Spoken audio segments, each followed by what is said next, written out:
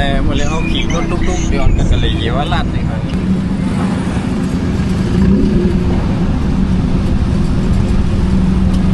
ในสงครามเมื่อเร็วเขาก็มาพอถึงเยาวราชแล้วนะครับเขาเดี๋ยวออนกันกับกินยังก็ได้ก็เรากินปลาหมึกอ่ะปลาหมึกย่างอ่ะเดี๋ยวเนี่ยกินปลาหมึกย่างเท่าไหร่นะนี่ค่ะอยู่ว่าร้านในเดมเมืองเจียงเมืองเขียงค่ะนะด้วยยากกับทั้งไรวะที่มีหมักไหม้ởที่ในดังนำค่ะนะเอามือหันนั่นนี่เลยก็วันเงินแล้วนู้นร้านอยู่ตรงนู้นเขาเดี๋ยวเงินกับกินปลาหมึกค่ะนะปลาหมึกเนี่ยครับนี่ค่ะเป็นก็ได้ยุคขายไหนครับปลาหมึกย่างค่ะนะคนเดียวไม่กิน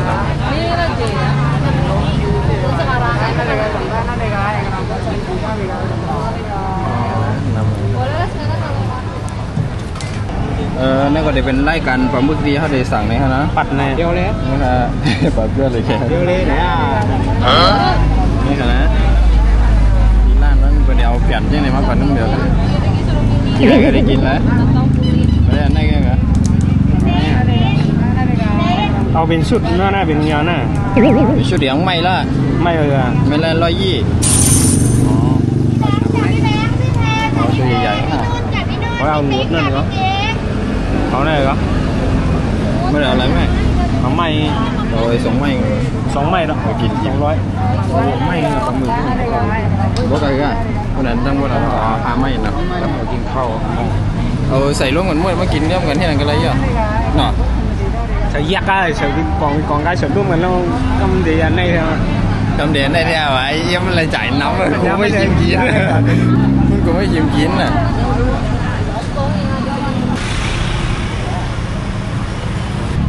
มือเลี้ยวเขาก็มาถึงว่าที่อยู่กันร้านไหนคะนะและมือเลี้ยวเขามาไปอันนี้อยู่ไปเขาย่างปลาหมึกไว้อยู่ไหนคะนะชูปลาหมึกชูยาวหน่อยเนาะไรไปชูยาวหน่อยไรไปถึงกินปลาหมึกย่างอะไรก็กินปลาหมึกย่างอะไรก็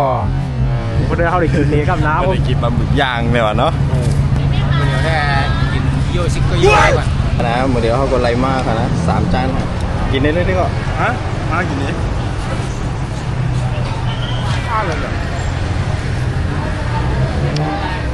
รัดป้ามีlà mépคือนี้là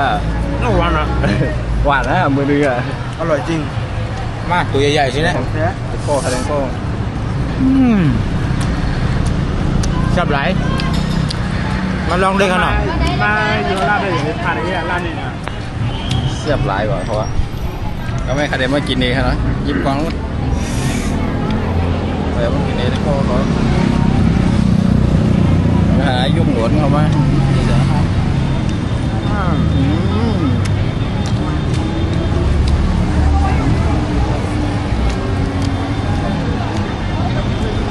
เดี๋ยวเดียวฮะ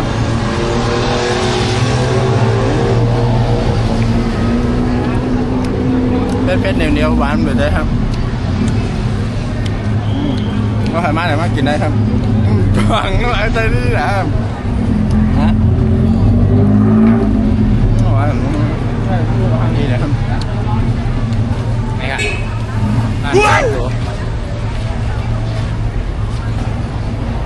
เพชรอะไรข้าได้มันเป็นจังกินอ่ะของนำหนาละ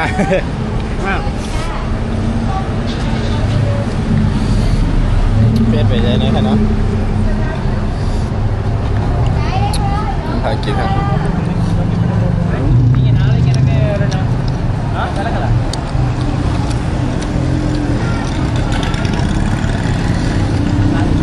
เพชรไปใจปะกำลังหานำเลย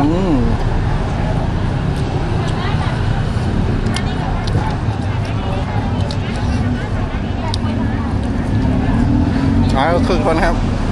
ดอกไข่ครับอยู่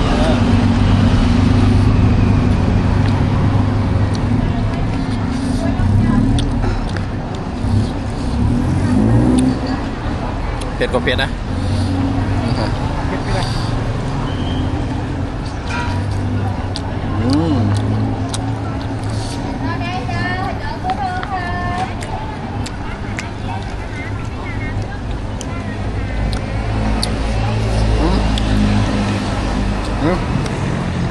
กินอ่ะ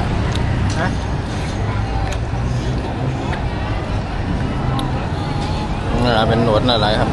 ก็จะยุ่มกันเนี่ย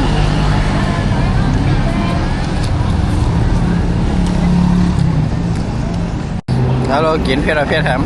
ได้กอคันได้ไทยอ่ะมันไทยอ่ะเอาแล้วเพชรไปเจอ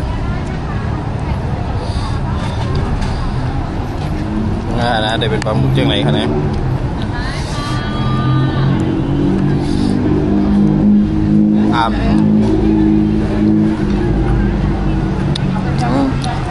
กินไข่เจ้าเหรอ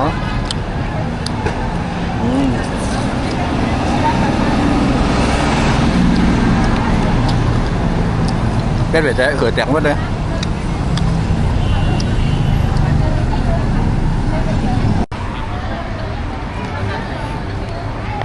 ก็ไม่ได้นั่งกินนั่งไห้กันนะเป็ดเจียมหวานกับเมียวค่ะรสชาติมีกับเมียวคือเป็ดเจ๊ไปกินนั่งไห้อ่ะ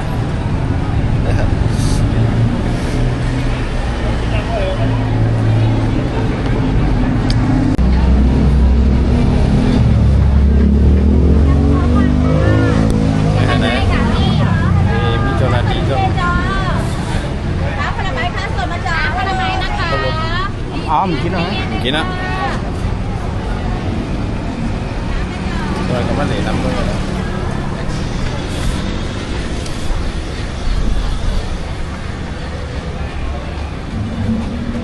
นำนะเป็นมีถังว่าคนมานำเนี่ย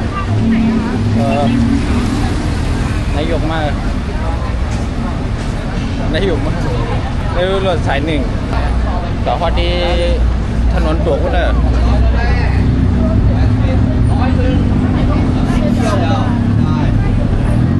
ไหนครับเนาะเขาก็มาในก็ได้เป็นตั้งคำตั้งไหนครับเนาะว่าใครคำกับบางคนจะได้คำจำเสียตั้งจังไหนครับเนาะเป็นเมืองไทยเนี่ยไปเล่นที่นี่นะกูเดี๋ยวไปเล่นในมีหมูโอจ๋าก็เคยกินหมูโอจ๋าได้กิน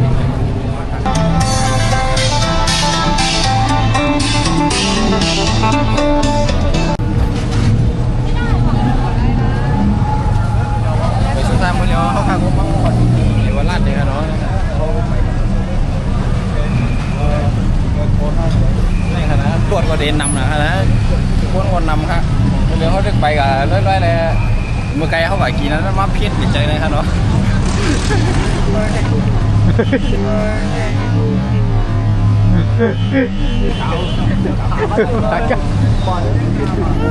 จะได้บ่ายยันรวดอะไรกันเลยไว้เสียเขากินบางมื้อกันเนาะเขาก็มาไถแค่พังกันเลยครับเงียบละ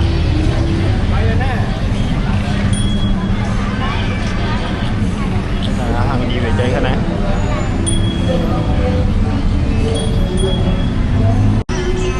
สงค่าอะไรก็มารอได้ก็ไทยทุกคนถ้าไทยทุกวันกันเขานะเด้อถ้าไทยเงาะเอ้ยคุณผู้ก็ตกใส่นาดูเจ้าของก็ตกใส่นาดูเจ้าของ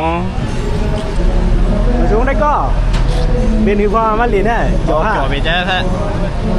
มาหลีกันนำกันนะเป็นในจ่อไปเจ้เป็นที่ก้นดีมาไปเรียนเขาโย่มากครับทำมาเลยไอ้เมื่อดังในวันจุ๊บไปเสียงว่าด้วยลองขอด้วยเนี่ยเขาลองขอด้วยไหม